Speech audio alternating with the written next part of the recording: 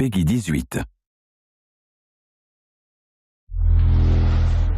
Hi, my name is Ashraf Ismail, Game Director of Assassin's Creed 4 Black Flag, and I'm excited to show you more of our open world locations and activities. This is by far the biggest and most diverse game world we've ever built. Over 50 major locations and more than 75 uncharted islands. In this demo, we will be jumping around to different parts of the Caribbean world and showing off some of this diversity. Here we are on Andreas Island, a coconut island with a pirate village. Up ahead, we have a tavern. Taverns are places where you can hire crew, pay for secret information about valuable convoys, you can play mini-games, and of course, you can have a drink.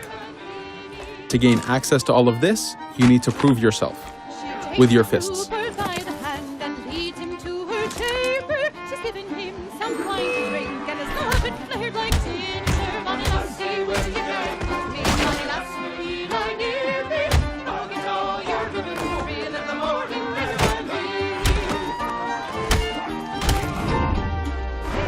Now that the fight is over, you have access to the tavern and its services. This being a tavern, there's always plenty of rum to be drank, but drinking too much will have some fun surprises for you.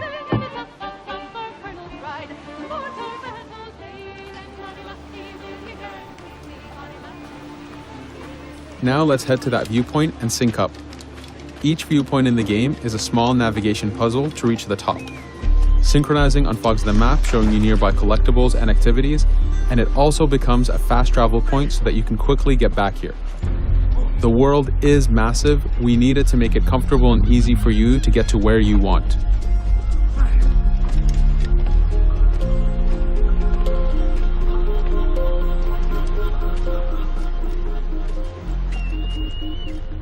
These viewpoints are also an opportunity for us to show off how beautiful and expansive this world really is.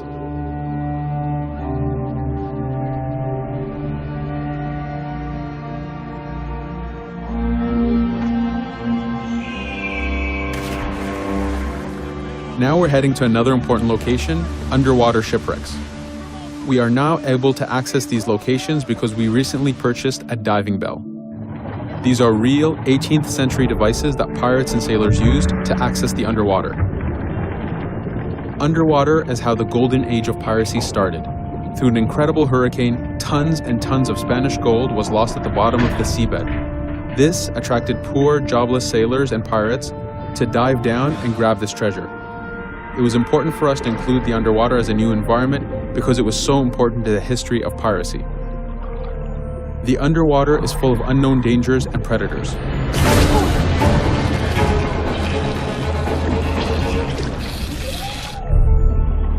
You do have to pay attention and act quick, but the risk is worth the prize as you need a lot of money to get all the upgrades for your ship, the Jackdaw.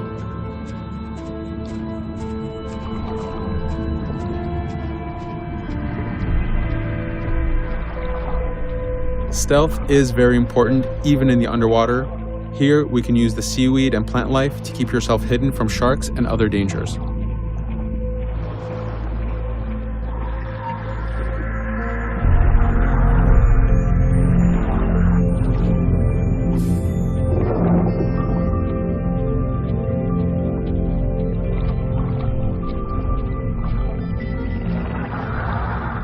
This is an air barrel. It's a one-time air refill, so use them wisely. Of course, you can always go back to the diving bell to refill. We are going to move to a different location now. This is a smuggler cave. This one happened to be accessed from the underwater, but not all of them are. Here, we ran in without looking around, and this got us in a little bit of trouble. But it was only 2 guys and we took one by surprise, so not too bad. Caves are heavy stealth locations. Stealth is key in this game. We've put a lot of effort in to make it a valuable and exciting gameplay for players. Since we came from the underwater, Edward does not have his weapons or guns. You will have to use your stealth tools to get through this. Here, we will utilize the whistle to take out the brute.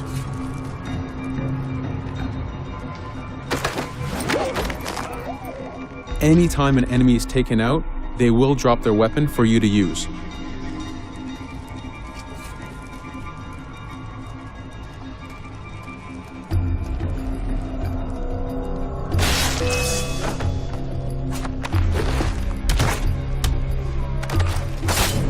Again, we are taking these guys by surprise and using their own weapons against them.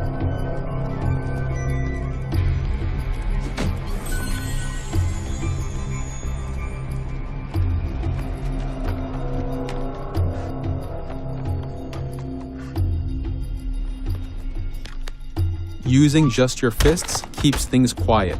This allows you to take advantage over the second guard.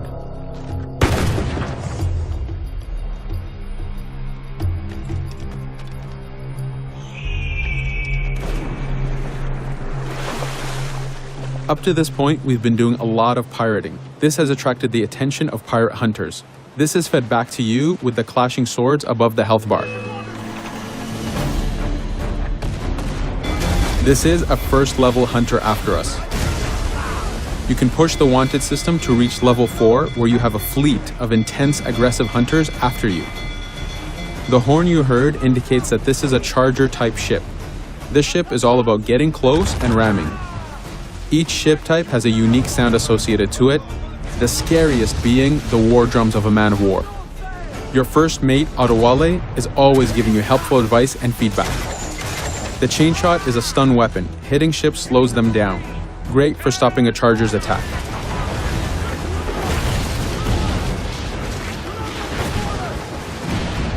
As the masts come down, we can start a boarding. We need to take out 10 crew members to win the boarding. Of course, we can do it any way we want. In this case, since this is a smaller ship, the swivel gun is very efficient.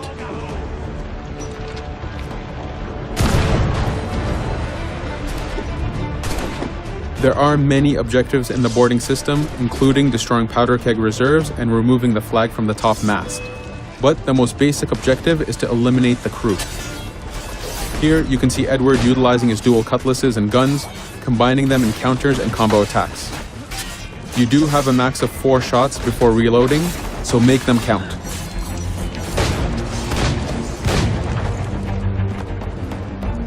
Plundering a hunter allows you to send a very powerful ship to your fleet.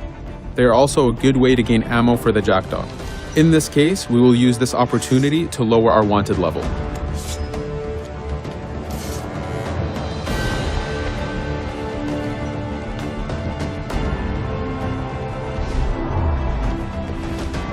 A very important new activity in Black Flag is harpooning. Historically, pirates harpooned as a source of income. Ready the whaleboat, lads.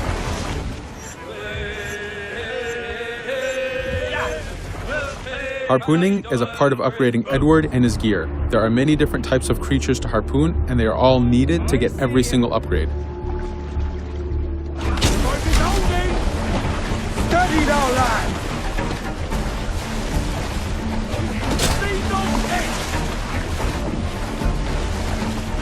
Success!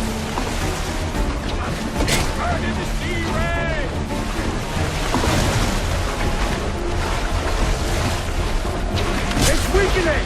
The blast has torn the rope! Stay sharp, lad. This is one of the smaller harpooning targets. Just imagine taking on a great white shark or a blue whale.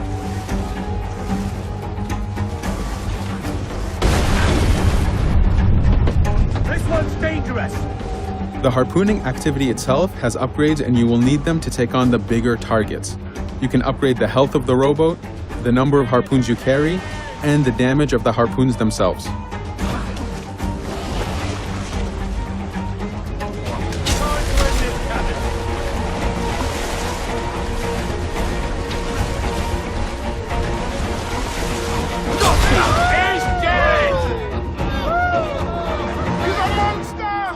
This was just a tease of the activities and locations. There is tons more for you to experience. Thank you for watching.